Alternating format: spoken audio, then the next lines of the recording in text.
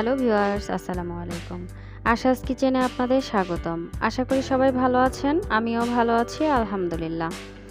আমাদের আজকের রেসিপি জলপাইয়ের টক ঝাল মিষ্টি আচার। আশা করি আপনাদের কাছে ভালো লাগবে। শেষ পর্যন্ত পাশেই থাকবেন। চলুন আমরা দেখে নেই এর প্রস্তুত প্রণালী।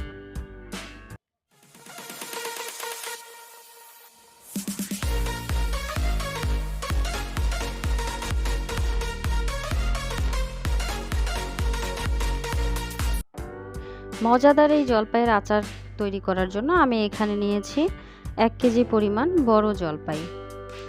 জলপাইগুলো আমি খুব ভালোভাবে পরিষ্কার পানি দিয়ে ধুয়ে পানি ঝরিয়ে নিয়েছি। এখন আমি জলপাইগুলো এক এক করে সবগুলো চিড়ে নিব।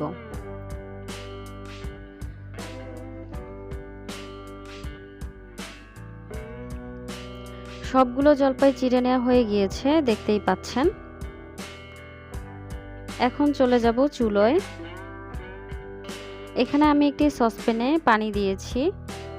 পানির মধ্যে আমি জলপাইগুলো এক এক করে সব দিয়ে দিব।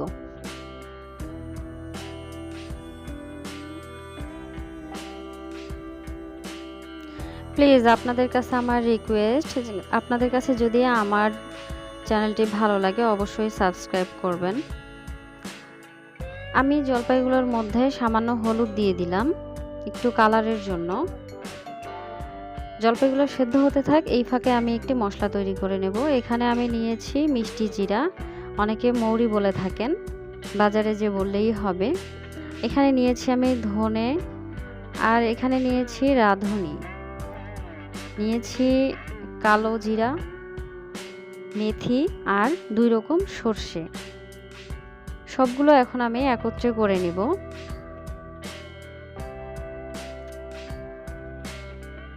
একত্রে করা হয়ে গেলে আমি এখানে 1 টেবিল চামচ মশলা আলাদা তুলে নিব। এটা হচ্ছে ফোড়ন দেওয়ার জন্য। এখন চলে যাব চুলোয়। এখানে একটি কড়াইয়ে আমি পাঁচফোড়নগুলো দিয়ে একটু টেলে নেব।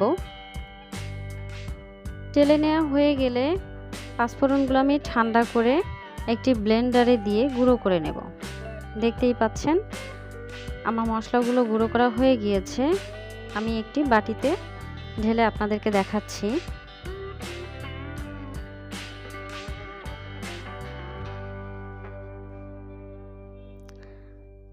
আচারের মশলা তৈরি করা আমার শেষ। এখন দেখি আমার জলপাইগুলো সেদ্ধ হয়েছে কিনা। হ্যাঁ, আমার জলপাইগুলো সেদ্ধ হয়ে গিয়েছে। এখন আমি সবগুলো তুলে নিব।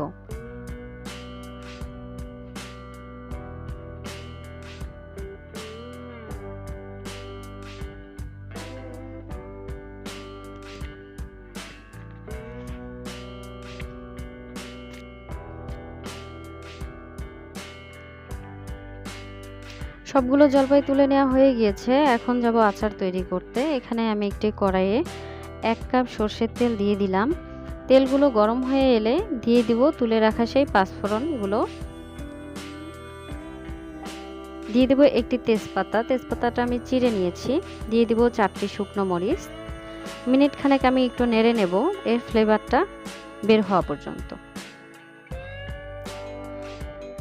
এরপর এখানে আমি দেব সর্ষে বাটা। এখানে আমি কালো সর্ষে বেটে নিয়েছি 2 টেবিল চামচ, আর দিয়ে দিব সাথে আদা রসুন বাটা।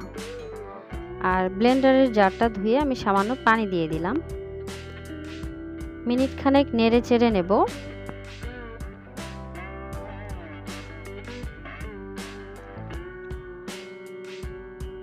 এরপর দেব ধনে গুঁড়ো 1 চামচ, দিব লবণ স্বাদ মতো। এখানে দিব হচ্ছে 1 চামচ হলুদ গুঁড়ো, 1 চামচ লাল মরিচ গুঁড়ো, দিব জিরা বাটা আধা চামচ। এরপর আমি মশলাগুলো সব ভালোভাবে কষিয়ে নিব তেল উঠে আসা পর্যন্ত।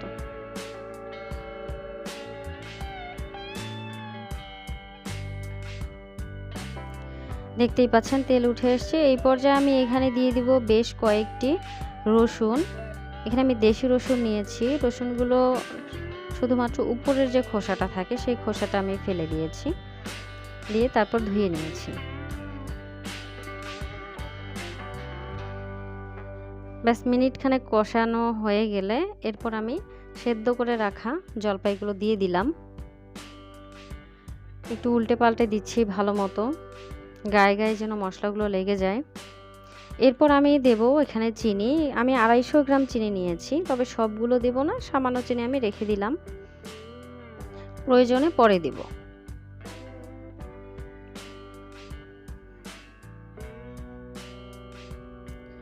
এরপর দেব আমি সাদা সিরকা হাফ কাপের মতো, অনেকে ভিনেগার বলে থাকেন।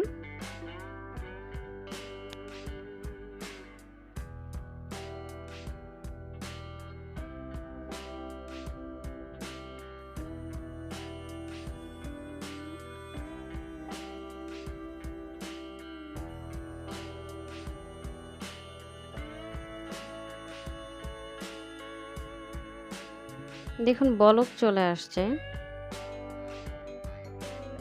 চিনি থেকে বেশ খানিক পানি বের হয়েছে। আমার কাছে মনে হলো চেক করার পর যে এখানে চিনিটুকু লাগবে, আমি বাকি চিনিটুকু দিয়ে দিলাম। আসলে এখানে ঝাল মিষ্টিটা ডিপেন্ড করবে আপনাদের টেস্টের ওপর, যে যেমন খেতে পছন্দ করেন তেমন দিয়ে নেবেন।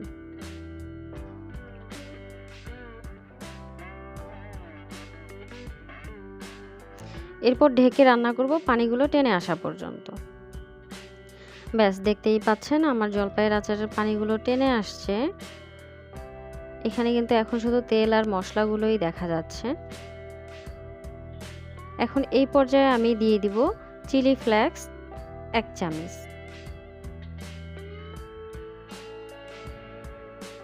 এরপর দিব সে গুঁড়ো করে রাখা 5 ফোড়নগুলো, দেব 3 টেবিল চামচ।